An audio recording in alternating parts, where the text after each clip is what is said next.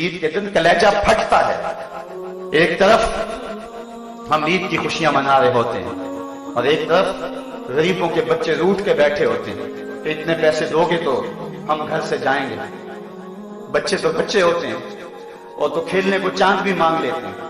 وہ مجھے واقعہ نہیں بھولتا اس کیرن نامی عورت کا جس نے اپنے مزدور باپ سے کانچ کی چوڑیاں مانگی تھی اور باپ نے اس کو چوڑیاں مہیا نہ کر سکا تو اگلے دن اخبار میں تصویر چھپی کہ وہ پھندے سے جھول گئی اور وہ معصوم 7 سال کی بچی وہ خودکشی کر گئی کہ اس کے باپ نے اس کو کانچ کی چوڑیاں نہ لے سکی.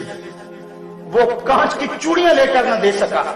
خودکشی بڑی بری بات ہے لیکن اس پہلو پہ غور کرو کہ اس کا باپ اس کی ننھی سی آرزو پوری نہ کر سکا. اس کی ماں کا کلیجہ کتنا پھٹتا ہوگا کہ نہیں ہوگا.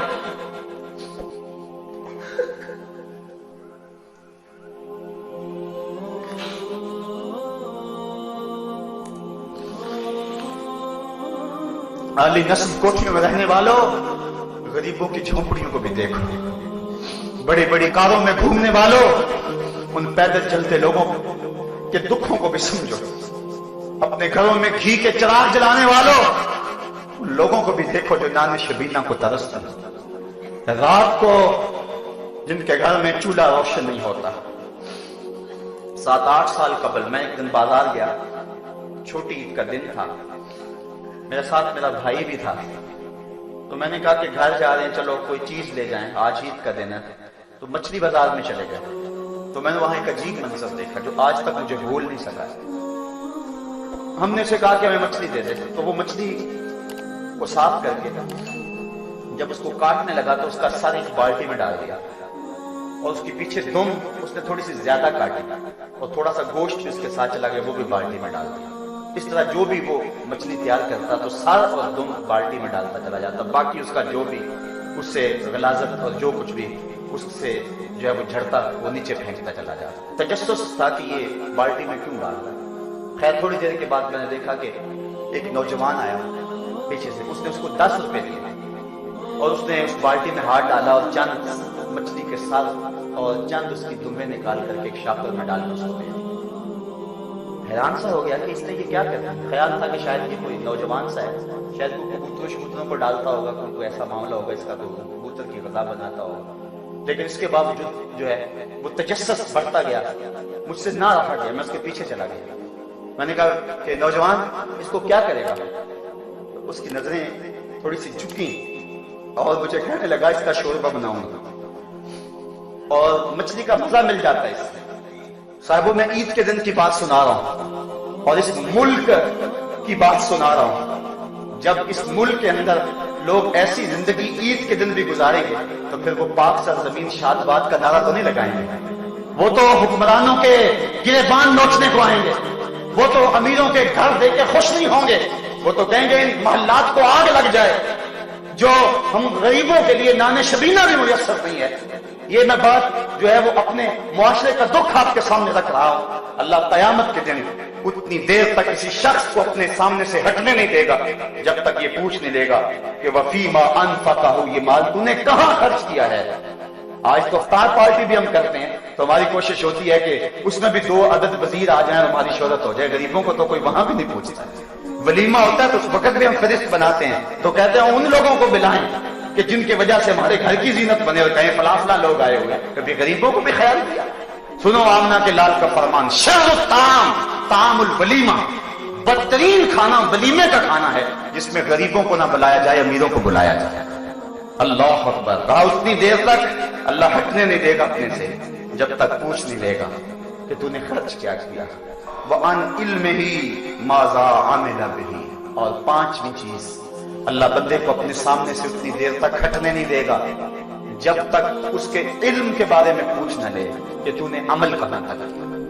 ممبر پہ تو بولتا تھا تیری خطابت کے تو تنتنے تھے لیکن کیا تو خود بھی عمل کرتا تھا یا تیرا کردار کچھ اور تھا. کیوں بخلوت بھی ربن کارے دیگر بھی کنن. خلوت میں تیری کرتوتیں اگر اور تھی اور ممبر پہ اور طرح کا تو یقین تھا تو پھر اللہ پوچھے گا قیامت کے دن. اگر اس کے قول و عمل میں تضاد نہ ہوا تو ہاتھ باندھ کے عرض کرے گا مالک جو توفیق ملی اس تیرے دین کی نوکری کرتا تھا. لیکن اگر اس نے منبر کی آبرو کو بیچا اور چائے کی پیالی پہ دین بیچا تو کل قیامت کے دن وہ کیا جواب دے گا؟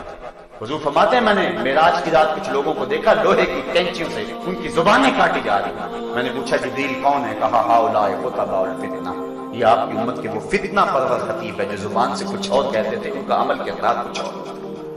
جب زبان اور دل میں مطابقت نہ ہو تو لفظ دل میں اترنے کا فن نہیں جانتے.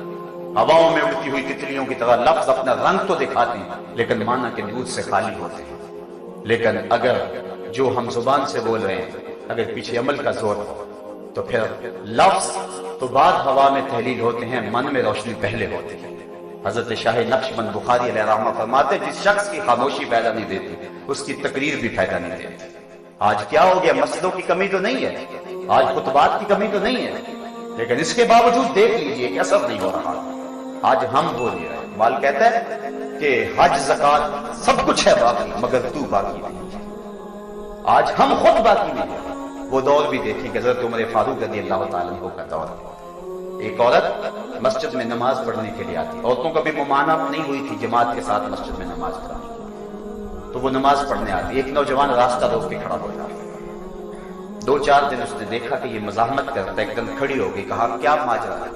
اس نے کہا میں تیرا چاہنے والا ہوں، میرے دل میں تیرے لیے محبت کے بے پناہ جذبے، تیرے لیے آسمان سے تارے توڑنے پڑے تو اس سے بھی گریز نہیں کروں. اس نے کہا کہ میری کوئی شرط نہیں، اگر تو بڑا ہی چاہنے والا ہے میرا تو ایک شرط اگر پوری کر دے پھر میں تیرے لیے حاضر ہوں. کہا بتاؤ. کہا 40 دن تک حضرت عمر کے پیچھے نمازیں پڑھ لیں.